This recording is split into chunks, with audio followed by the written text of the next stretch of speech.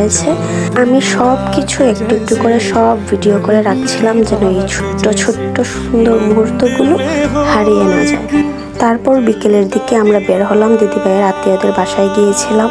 সত্যি বলতে এই বিকেলটা ছিল একদম অন্যরকম, গান আর গল্পে ভরা একটা সময়।